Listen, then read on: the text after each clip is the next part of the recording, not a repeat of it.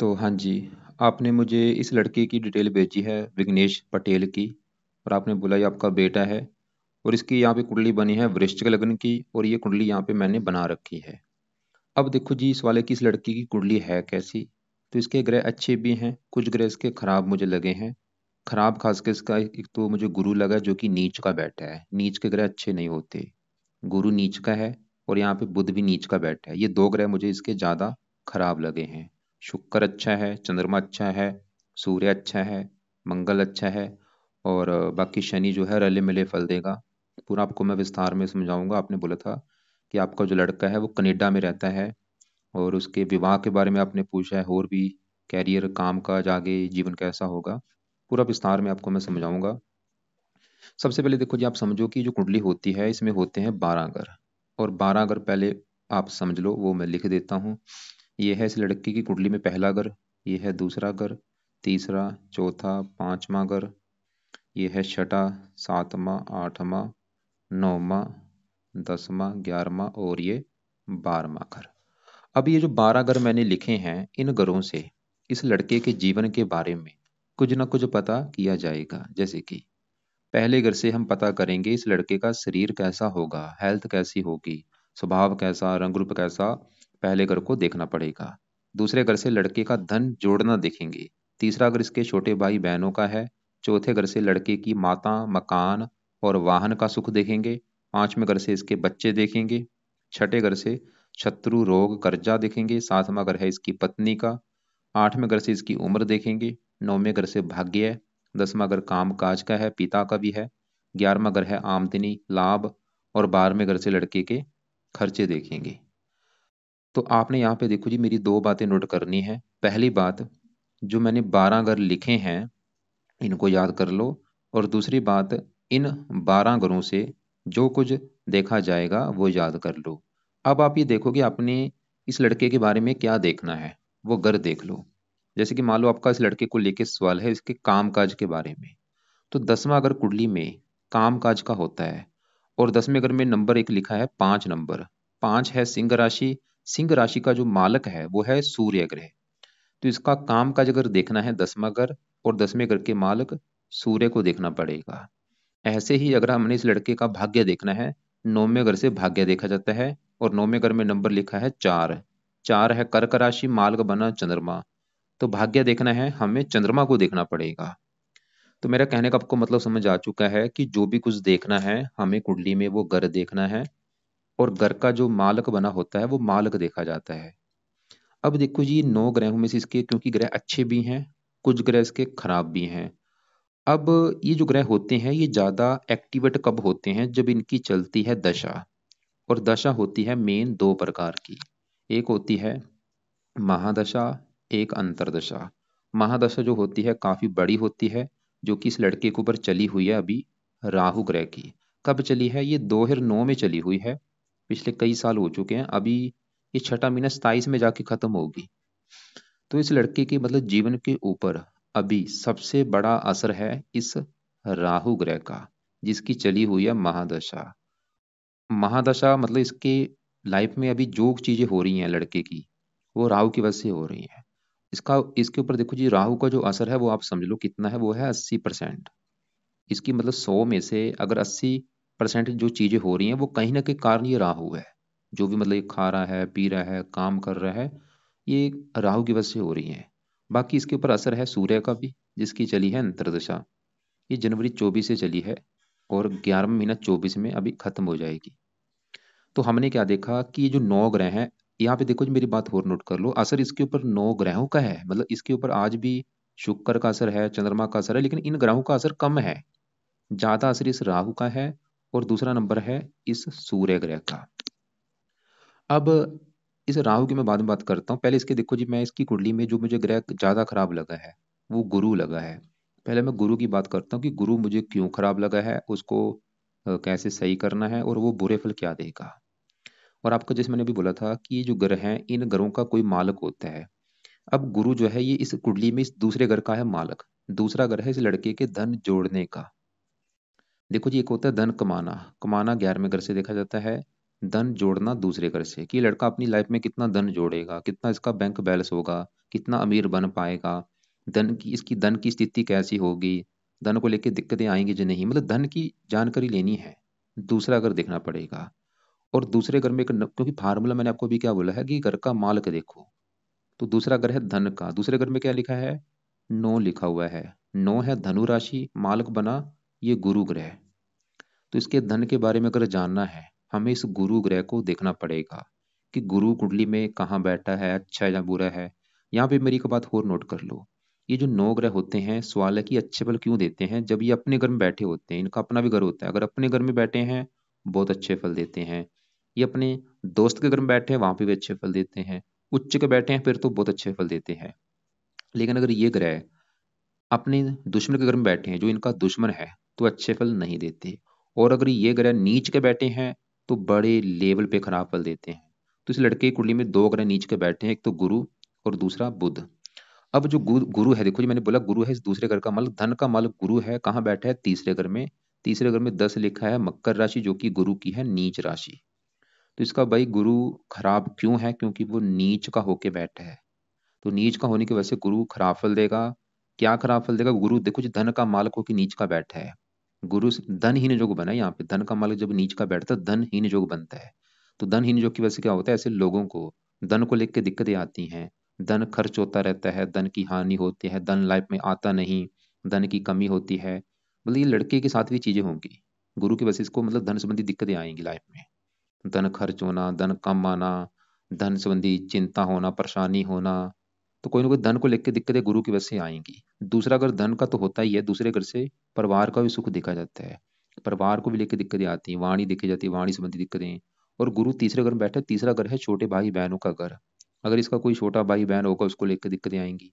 और गुरु इस कुंडली में एक और घर का मालक है, वो है ये 5वां घर।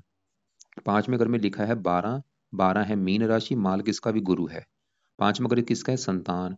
गुरु इसको संतान को भी लिख के दिक्कतें पैदा करेगा लड़के को, कोई ना कोई। वो दिक्कतें क्या आएगी मुझे कन्फर्म नहीं, लेकिन आएंगी जरूर कोई ना कोई संतान संबंधी, कोई जैसे संतान का बीमार होना, संतान में देरी होना। 5वां घर पढ़ाई का है, पढ़ाई में भी दिक्कतें आती हैं, बुद्धि भ्रमित। और गुरु की दिक्कतें, ये गुरु ज्यादा बुरे फल अपनी दशा में देगा। और गुरु की दशा इसके ऊपर देखो जी अभी बड़ी आगे आएगी, जैसे आज के समय में इसके ऊपर है बड़ी दशा राहु की, राहु के बाद आएगी बृहस्पति, मतलब गुरु ग्रह को कहते हैं। तो आगे गुरु की दशा इसकी चलेगी, छठा महीना 27 में चलेगी और ये 43 में खत्म होगी। तो गुरु के अभी जो बुरे फल मैंने बताए हैं वो खासकर गुरु की दशा में ज्यादा मिलेंगे। तो जब गुरु की दशा चलेगी उस समय इसको धन को लेकर बहुत सारी दिक्कतें आएंगी, परिवार संबंधी दिक्कतें, छोटे भाई बहनों को लेकर दिक्कतें, संतान संबंधी दिक्कतें, पढ़ाई में दिक्कतें। लेकिन गुरु एक अच्छा फल जरूर देगा। ये तीसरे घर से 7वीं दृष्टि दे रहा है 9वें घर के ऊपर, जहाँ पे है उच्च राशि, 9वें घर से भाग्य देखा जाता है, मतलब गुरु इसको फिर भी भाग्यशाली बनाएगा। तीसरा घर मेहनत को होता है, मतलब ये लड़का मेहनत के बल पर ज्यादा आगे बढ़ेगा नहीं, मेहनत के बल पर ज्यादा धन कमाएगा नहीं। तो धन जो भी चीज इसको मिलेंगी वो भाग्य की बदौलत मिलेंगी, क्योंकि 9वें घर के ऊपर है इसकी उच्च राशि गुरु की। तो इसकी जो किस्मत है भाग्य बदौलती ही इसको लाइफ में चीजें मिलेंगी। बाकी इसको देखो जी मैं गुरु के उपाय करने के लिए बोलूंगा, इसका सही होना जरूरी है, क्योंकि अगर गुरु सही होगा तभी इसकी, अगर धन संबंधी दिक्कतें आ रही हैं वो भड़ा कर रही है, गुरु को समझ ले। गुरु सही होगा तभी इसकी लाइफ में धन आएगा, धन जुड़ेगा, धन को लेकर दिक्कतें नहीं आएंगी। तो गुरु का जो पहला उपाय है, गुरु का दूसरा देखो जी, गुरु का दूसरा नाम है बृहस्पति। तो गुरु का पहला उपाय है, इसने करना है बृहस्पति कवच का पाठ। और ये पाठ सुबह के टाइम पढ़ना है, ये इसको ऑडियो लगा के सुना करे। दूसरा है बृहस्पति स्रोत का पाठ, ये दोनों पाठ इस लड़के ने पढ़ने हैं, ये इनको सुना करे, सुबह के टाइम पर जानना कब तक पढ़ने हैं, मैं बोलूंगा लाइफ टाइम पढ़े। और तीसरा उपाय है गुरु मतलब बृहस्पति, इसका दान करना है। तो तीसरा उपाय क्या है, बृहस्पति का दान करना है, मतलब गुरु ग्रह का दान करना है। क्या दान है, पीले रंग का दान होता है, जैसे पीले चावल, पीली दाल, पीली हल्दी, पीला कपड़ा, कोई भी जो पीली वस्तु है वो गुरु का दान है, वो दान करना है। कब करना है, हर गुरुवार को दान किया करे ये लड़का। वैसे ये दान की वीडियो इस लड़के को मैं भेज दूंगा, क्या है दान वो ये लड़का देख ले कि गुरु ग्रह का दान क्या होता है, वो दान ये लड़का किया करे। पीले कपड़े कम यूज किया करे, खासकर गुरुवार को पीले कपड़े मत यूज करे। तो 3 उपाय अगर ये लड़का करेगा गुरु इसका अच्छा हो जाएगा। अब देखो जी आगे बढ़ते हैं इसके, यहाँ पे मैं चंद्रमा और शुक्र की बात करता हूँ। आपने इस लड़के का सवाल लिख के भेजा था विवाह के बारे में। 7वां ग्रह है इस लड़की की पत्नी का घर, अगर हमने इस लड़के की पत्नी देखनी है कि इसकी पत्नी कैसी होगी, पत्नी का सुख है या नहीं, तो सातवां घर देखना पड़ेगा, क्योंकि सातवां घर है पत्नी का घर। और आपको मैंने अभी बोला था कि घर का मालक देखा जाता है। तो सातवें घर में देखो जी क्या लिख रखा है, दो लिख रखा है। दो है वृष राशि, मालक बना शुक्र। तो इस लड़के की पत्नी का सुख देखने के लिए हमें इस शुक्र को देखना पड़ेगा कि शुक्र अच्छा है या बुरा है। अगर शुक्र अच्छा निकला तो पत्नी का सुख अच्छा है, अगर खराब निकला पत्नी को लेकर दिक्कतें आएंगी। और शुक्र के अलावा सातवें घर में कौन बैठा है, चंद्रमा। चंद्रमा को भी देखना पड़ेगा। तो कम से कम दो ग्रह देखने पड़ेंगे पत्नी के लिए। तो सबसे पहले मैं सातवें घर के माल शुक्र की बात करूंगा कि वो भाई अच्छा है या बुरा है। तो शुक्र इस लड़के का मुझे अच्छा लगा है। क्यों अच्छा लगा है? शुक्र देखो जी बैठा है चौथे घर में, एक तो घर अच्छा है, ऊपर से चौथे घर में जो 11 लिखा है शनि का घर है, ये जो 11 है कुंभ राशि। और शुक्र शनि को अपना मानता है दोस्त। शुक्र अपने शनि के घर में दोस्त के घर में बैठा है। जैसे कि देखो जी आपको मैं एग्जांपल समझाता हूँ। मान लो मेरा घर है, मेरे घर में आया है मेरा कोई दोस्त। तो दोस्त आएगा मेरे घर में मेहमान बन के, इसकी वजह से क्या होगा, वो मेरे घर का अच्छा ही करेगा, कोई घर में नुकसान नहीं करेगा। तो शुक्र चौथे घर में बैठा है दोस्त के घर में, वैसे भी शुक्र इस घर का कारक भी होता है। और अब चौथा घर किसका है? चौथा घर है लड़की की माता मकान वाहन का घर। चौथे घर से सुख देखा जाता है। और शुक्र शुक्र किस घर का मतलब, शुक्र चौथा घर है माता मकान वाहन। शुक्र इस लड़के को माता मकान वाहन भूमि जमीन जायदाद ये सभी सुख देगा। कब देगा? क्योंकि शुक्र है पत्नी घर का मालक, मतलब पत्नी जाके बैठी है चौथे घर में। पत्नी के आने के बाद इस लड़के को मकान वाहन भूमि जमीन जायदाद ये सुख मिलने शुरू हो जाएंगे। पत्नी के आने के बाद, विवाह होने के बाद, मतलब इसको पत्नी का सुख अच्छा मिलेगा। और बल्कि पत्नी आएगी तो इसकी किस्मत चमक जाएगी लड़के की, इसका भाग्य साथ देना शुरू हो जाएगा। इसकी लाइफ में इसको मकान वाहन ये चीजें मिलनी शुरू हो जाएंगी पत्नी के आने के बाद। शुक्र ये दिखा रहा है। तो शुक्र ये चीजें देगा इसको लाइफ में, मकान वाहन, लेकिन खासकर पत्नी के आने के बाद ये चीजें बढ़ जाएंगी। अब देखो जी पत्नी के लिए मैंने बोला था साथ में घर में चंद्रमा को भी देखना पड़ेगा। और चंद्रमा इस कुंडली में है इस घर का मालक नौवें घर का। नौवें घर से इस लड़के का हम भाग्य देखेंगे कि लड़का कितना भाग्यशाली होगा, भाग्य साथ देगा या नहीं, या कहाँ पे देगा। नौवां घर देखना पड़ेगा। नौवें घर में क्योंकि फार्मूला है घर का मालक, देखो नौवें घर में क्या लिखा है, चार लिखा है। चार है कर्क राशि, मालक बना चंद्रमा। तो भाग्य देखना है हमें, चंद्रमा को देखना पड़ेगा कि चंद्रमा कहाँ बैठा है। चंद्रमा कहाँ बैठा है? यहाँ पे बैठा है पत्नी घर में। और सातवें घर में चंद्रमा यहाँ पे जो दो लिखा है, यह है वृष राशि जो कि चंद्रमा की है उच्च राशि। इसका भाई चंद्रमा बहुत बड़े लेवल पे अच्छा है। क्यों अच्छा है? उच्च का बैठा है वो। क्योंकि उच्च के ग्रह बहुत अच्छे होते हैं, जैसे नीच के ग्रह खराब होते हैं ऐसे उच्च के ग्रह अच्छे होते हैं। तो चंद्रमा साथ में घर में पत्नी घर में उच्च का बैठा है। चंद्रमा इस लड़के को पत्नी का सुख बहुत अच्छा देगा। और चंद्रमा क्योंकि नौवें घर का मालक का भाग्य मतलब भाग्य जाके बैठा है पत्नी घर में भाई, इस लड़के का भाग्य साथ देना शुरू हो जाएगा पत्नी के आने के बाद। इसकी किस्मत एकदम से चमक जाएगी पत्नी के आने के बाद। चंद्रमा ये दिखा रहा है। और इसकी पत्नी इसके लिए भाग्यशाली साबित होगी, उसके द्वारा भी इसका भाग्य होगा, वो भी इसकी मतलब इसका भाग्य करेगी इसकी पत्नी। और उसके आने के बाद भी इसका भाग्य साथ देना शुरू हो जाएगा। चंद्रमा की वजह से पत्नी बहुत ज्यादा सुंदर होगी, समझदार होगी, गुणी होगी, उसकी वाणी अच्छी होगी, बातचीत करने में कुशल होगी। इसकी कुंडली में देखो जी पत्नी का पक्ष बहुत अच्छा है, मतलब कुंडली पत्नी के रिगार्डिंग मुझे बहुत अच्छी लगी भाई। और बल्कि कुंडली ये दिखा रही कि पत्नी आएगी तो इसकी किस्मत चमक जाएगी, इसका भाग्य साथ देना शुरू हो जाएगा, इसको मकान वन का सुख मिलना शुरू हो जाएगा पत्नी के आने के बाद। और एक नवांश कुंडली भी होती है, वो भी मैंने देखी है, वहां पे भी साथ में घर का जो मालक चंद्रमा है वो यहाँ पे उच्च का बैठा है और पांच में घर में बैठा है। नवांश कुंडली में कुछ मात्रा में प्रेम विवाह के भी मुझे योग दिख रहे हैं। इसमें वैसे प्रेम विवाह के योग नहीं है, लेकिन नवांश कुंडली ये दिखा रही है कि लड़का प्रेम विवाह करेगा। और इसका विवाह कब होगा सवाल ये है। तो इसकी अभी दशा चंद्रमा की आगे चलेगी देखो। बड़ी दशा है राहु की, छोटी दशा है इसके ऊपर सूर्य की। सूर्य के बाद इसकी चंद्रमा की दशा चलेगी 11वां महीना 24, मतलब इसी महीने 25/11, कल परसों से चंद्रमा की दशा शुरू होने वाली है। खत्म कब होगी? 5वां महीना 26 में। ये जो समय है इसका एक डेढ़ एक जो ये जो अभी 1.5 साल की दशा इसकी चलेगी चंद्रमा की, इसमें इसका विवाह हो जाएगा भाई। चंद्रमा की दशा में इसका विवाह होने के बड़े लेवल पे योग है। और इसको विवाह कर भी लेना चाहिए क्योंकि इसकी किस्मत विवाह के बाद ही चमकेगी। तो हमने इसके देखो जी अभी कौन से ग्रह देखे हैं। गुरु देखा जो कि हमें अच्छा नहीं लगा। शुक्र अच्छा है लेकिन वो अस्त है थोड़ा सा। चंद्रमा अच्छा है, डिग्री भी अच्छी लेके बैठा है 16। बाकी देखो जिसके मैं यहाँ पे ये 10वां घर जो होता है, ये है काम काज का घर, पिता का घर, सरकार मान प्रतिष्ठा। दस ये चीजें जो अभी मैंने बोली है 10वें घर से देखेंगे। 10वें घर में लिखा है 5, ये है सिंह राशि, इसका मालक है सूर्य है। हमें देखना पड़ेगा सूर्य को। और वो यहाँ पे बैठा है 5वें घर में, और यहाँ पे 12 लिखा है मीन राशि में, मित्र की राशि में बैठा है, गुरु की राशि, मतलब सूर्य भी इसका बहुत अच्छा है, अपने मित्र गण बैठा है, और सूर्य भी इस कुंडली में योग कर रखा है, मतलब सूर्य दिखा रहा है इसको काम काज का सुख अच्छा मिलेगा, पिता का सुख अच्छा, सरकार का सुख अच्छा, मान प्रतिष्ठा अच्छी। लेकिन देखो जी यहाँ पे सूर्य है तो अच्छा, लेकिन गड़बड़ क्या है, सूर्य इसका 0 डिग्री का बैठा है, उसमें बल ही नहीं है बिल्कुल, बाल अवस्था में बैठा है, देगा अच्छे फल लेकिन कम मात्रा में, लेकिन हमने इसके अच्छे फल बढ़ाने हैं, तो अच्छे फल बढ़ेंगे कैसे, सूर्य के जो 0 इसको प्लस करना पड़ेगा, 15 करना पड़ेगा। तो ये लड़का सूर्य का बल बढ़ाने के लिए सूर्य का रत्न धारण कर ले, और इसका जो रत्न है वो है माणिक्य रत्न, जो आपने मुझे बता रखा था इस लड़के ने गले में धारण कर रखा है, लेकिन देखो जी इसको राइट हैंड की इस रिंग फिंगर में इसने धारण करना है माणिक्य रत्न, और इसने अगर इसका वेट 70 किलो है तो इसने धारण करना है 8.25 रत्ती का, या 7.25 रत्ती या 8.25 रत्ती का मानकीय लेने के बाद उसको जहाँ तो गोल्ड में या पित्तल में या तांबे में जुड़वा के शुक्ल पक्ष के पहले संडे को धारण करना है, सुबह के टाइम, सुबह 6:15 बजे या 7:15 बजे।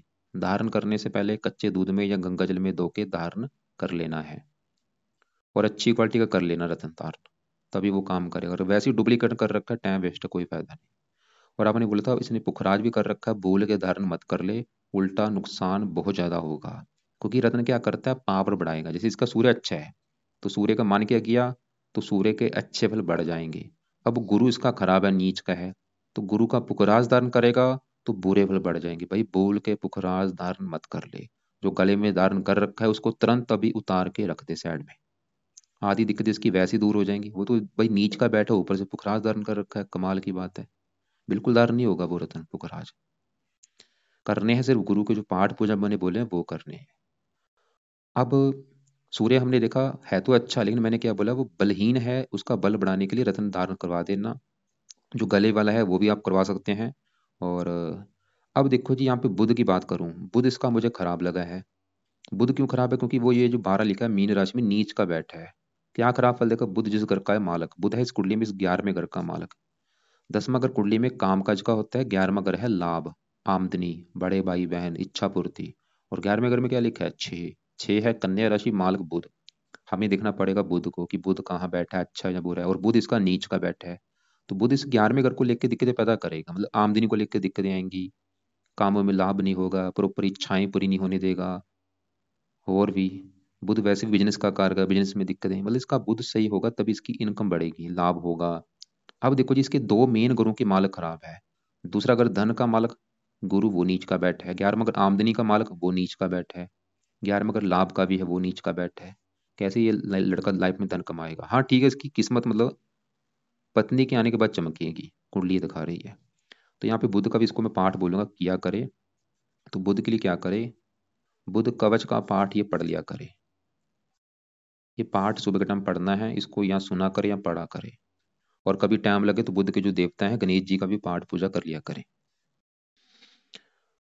अब यहाँ पे देखो जी ये सूर्य बुध बैठे तो 5वें घर में है, लेकिन इनका बड़ा हिस्सा वैसे चलत में चौथे घर के ऊपर जाएगा, ऐसे केतु बैठा है 5वें घर में, चलत में जाएगा चौथे घर के ऊपर। केतु थोड़ा सा अपनी दशा में माता को बीमार करेगा, या थोड़ा सा माता से मनमुटाव होना, मकान वाहन को लेकर दिक्कतें आना केतु की वजह से। शनि इसी घर के फल देगा 5वें घर के, शनि भी थोड़ा सा संतान घर में बैठा है, संतान संबंधी चिंता पैदा करेगा, संतान में देरी होना, संतान का बीमार होना, या संतान का मृत पैदा होना, कोई ना कोई दिक्कत आ सकती है संतान को लेके शनि की वजह से। क्योंकि जैसे आपने बोला था अभी तो इसका विवाह नहीं हुआ, तो इसका जब देखो जी विवाह हो जाएगा, विवाह के बाद जब ये लड़का संतान पैदा करेगा उस समय ये शनि का एक पाठ है वो पढ़ना है इसने, ताकि संतान संबंधी कोई दिक्कत ना आए, वो है शनि चालीसा। अभी चाहे रहने दे, उस समय पढ़ेगा जब ये संतान पैदा करेगा, ताकि संतान को लेकर दिक्कतें ना आए। बाकी देखो जी ये जो पहला घर है, पहले घर से लड़के का शरीर, सेहत, स्वभाव, रंग रूप देखेंगे, पहले घर में 8 लिखा है, वृश्चिक राशि मालक मंगल, वो बैठा है 11वें घर में, मंगल इस कुंडली में लग्नेश है, योग का रखा है, 11वें घर में बैठा है, इसकी आमदनी देगा, लाभ देगा, इच्छाएं पूरी। अब सबसे मेन बात क्या है कि मैंने आपको पहले बोला था ये जो ग्रह है ज्यादा एक्टिवेट होते हैं दशा में, और दशा इसकी चल रही है राहु की, बड़ी महादशा। इसके जीवन के ऊपर सबसे बड़ा असर राहु का है, इसके जीवन में जो कुछ हो रहा है राहु की वजह से हो रहा है। और राहु भाई ग्रह अच्छा ग्रह नहीं होता, ये दानव ग्रह होता है, पापी ग्रह होता है, क्रूर ग्रह होता है। जैसे बाकी ग्रह देवते हैं, मंगल देवता है, गुरु देवता है, चंद्रमा देवता है, सूर्य देवता है, बुध देवता है। ऐसे राहु क्या है, दानव ग्रह है। दानव जिसके मतलब दांत होते हैं, सींग होते हैं। तो राहु की इसकी जो चल रही है दशा, अगर मतलब इसकी लाइफ में अभी दिक्कतें आ रही हैं कि ज़्यादा मतलब आगे नहीं पढ़ पा रहा, सफल नहीं हो पा रहा, इसको स्ट्रगल करना पड़ रहा है, किस्मत साथ नहीं दे रही, तो एक सबसे बड़ा कारण आप ये राहु को समझ लो। तो राहु देखो जी बैठा है 11वें घर में, लेकिन इसका चलित में बड़ा हिस्सा है 10वें घर के ऊपर। मतलब राहु की अभी जो दशा चल रही है, ये 10वें घर के ऊपर आने की वजह से इसके काम काज में दिक्कतें पैदा करता रहेगा। काम काज में कोई ना कोई दिक्कतें लगी रहेंगी, सरकारी कामों में दिक्कतें आना, मान प्रतिष्ठा में कमी होना। तो इसको यहाँ पे मैं राहु के उपाय करने के लिए बोलूंगा, जरूरी है, मतलब सबसे जरूरी आज के समय में अगर उपाय है वो है राहु ग्रह के। अब राहु के उपाय क्या है? पहला उपाय, ये लड़का राहु कवच का पाठ पढ़ा करे या इसको सुना करे। दूसरा है राहु स्रोत का पाठ। ये दो पाठ मैंने लिखे हैं, 2-2 मिनट के पाठ हैं। इस लड़के ने जहाँ तो पढ़ने हैं, अगर पढ़ने आते हैं, यानी कि ऑडियो लगा के सुना करे। कब? शाम को या रात को। कब तक पढ़ने हैं? जब तक ये दशा छठा महीना स्थायी तक। तीसरा उपाय है राहु का दान भी कर दिया करे। इसकी जो दान की वस्तु है वो दान करे। दान क्या है वो आपको मैं वीडियो भेज दूंगा, वो दान जो इसको सही लगता है वो कर ले। वैसे सबसे बेस्ट है सतनाजा दान जरूर करे। 7 प्रकार के नाज लेके पंछियों को डाल दिया करे। चौथा उपाय है राहु जो है वो शिव जी का भक्त है, तो ये लड़का अगर शिव जी की पूजा उपासना करेगा उससे भी राहु अच्छा होगा। या हनुमान जी की भी पूजा उपासना कर सकता है। अब शिव जी हनुमान जी की पूजा उपासना में क्या करना है, शिव जी का रोजाना जो मंत्र है ओम नमः शिवाय, वो जाप किया करे। जब भी इसका टाइम लगे सुबह शाम, मतलब बैठ के 5-10 मिनट बैठ के ओम नमः शिवाय, ओम नमः शिवाय जाप करे। और हनुमान जी की पूजा उपासना करे, बजरंग बाण पढ़े, संकट मोचन पढ़ा करे सुबह शाम। तो ये है देखो जी इसकी कुंडली का फलादेश। मतलब कुंडली में ग्रह अच्छे भी हैं, ग्रह खराब भी हैं। तो जो ग्रह अच्छे हैं, चंद्रमा बहुत अच्छा है, शुक्र अच्छा है, सूर्य अच्छा है, मंगल अच्छा है। और जो ग्रह खराब है, गुरु सबसे ज्यादा खराब है, धन को लेकर दिक्कतें पैदा करेगा। बुध की वजह से आमदनी को लेकर दिक्कतें आएंगी, लाभ नहीं होंगे। शनि थोड़ा सा संतान संबंधी चिंता पैदा करेगा। चंद्रमा पत्नी के लिए अच्छा है, शुक्र भी पत्नी के लिए अच्छा है और मकान वन का सुख अच्छा देगा। सूर्य काम काज के लिए अच्छा है, पिता के लिए अच्छा है। मंगल भी ठीक है। और तो देखो जी इसको जो उपाय है, एक तो राहु की जरूरी है क्योंकि उसकी है दशा, और वो दानव ग्रह होने की वजह से अच्छा नहीं माना गया, और साथ में मंगल के बैठा है, अंगार का दोष बना है। और गुरु के उपाय जरूरी क्योंकि वो नीच का बैठा है। बुध के उपाय जरूरी है क्योंकि वो भी नीच का बैठा है। सूर्य का बल, सूर्य अच्छा है, बस बल बढ़ाने के लिए मैंने उसका रत्न बोला है, मान के धारण कर ले। और बाकी शनि के लिए, शनि की जब ये संतान लेगा उस समय शनि चालीसा पढ़ना अभी नहीं। तो ये इसके उपाय हैं, एक बार मैं दोबारा रिपीट कर दूं। कुछ उपाय हैं सुबह के टाइम। पहले सुबह के उपाय क्या है?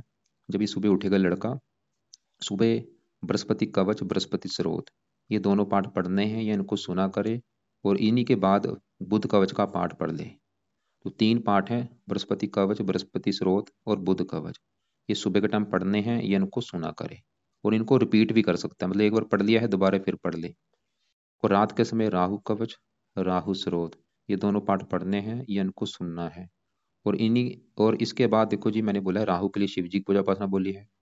अब शिव जी की पूजा उपासना इसका जब भी टाइम लगे सुबह शाम कर ले। शिव जी की पूजा उपासना में क्या करना है, शिव जी का जो मैंने मंत्र बोला है ओम नमः शिवाय, वो जाप किया करे। और हनुमान जी की जो पाठ है वो पढ़ा करे सुबह शाम। और दान किस किस का बोला, एक तो मैंने राहु का दान बोला है, वो दान की वीडियो आपको मैं भेज दूंगा। वो दान वैसे कई प्रकार के दान है, जो इसको दान सही लगता है वो कर ले, लेकिन सबसे बेस्ट है सतनाचा। एक इसको मैंने गुरु का दान बोला है, हर गुरुवार को करना है। और बाकी देखो जी रत्न मैंने बोला है सूर्य का मानकीय धारण कर ले, पुखराज धारण बिल्कुल नहीं करना। बाकी देखो जी फिर भी अगर आपको लग रहा है कि कोई बात आपने मुझसे पूछनी है, कोई बात समझ नहीं लगी, तो आप मुझे कॉल करके पूछ लेना। फिलहाल इसकी देखो जी अगर ये विदेश में है, वहाँ पे इसको मान लो काम काज में दिक्कतें आती रहती हैं, क्योंकि दूसरे ग्रह भी जिम्मेदार है, जैसे गुरु धन का माल का वो भी नीच का वो भी एक जिम्मेदार है। लेकिन बड़ा कारण ये राहु है, क्योंकि राहु की दशा अच्छी नहीं होती, ये दानव ग्रह होता है। बाकी कोई नहीं, ये जो अगर पाए करेगा, ये पाए करने से कोई फायदा होगा। और फिर भी आपको कुछ पूछना हो, आप चाहे व्हाट्सएप पे लिख के भेज देना या मुझे कॉल करके पूछ लेना। बाकी देखो जी विवाह का सुख बहुत अच्छा है, और विवाह होने के बाद इसकी किस्मत भी चमकेगी। निवास कुंडली में प्रेम विवाह का भी मुझे योग दिख रहा है।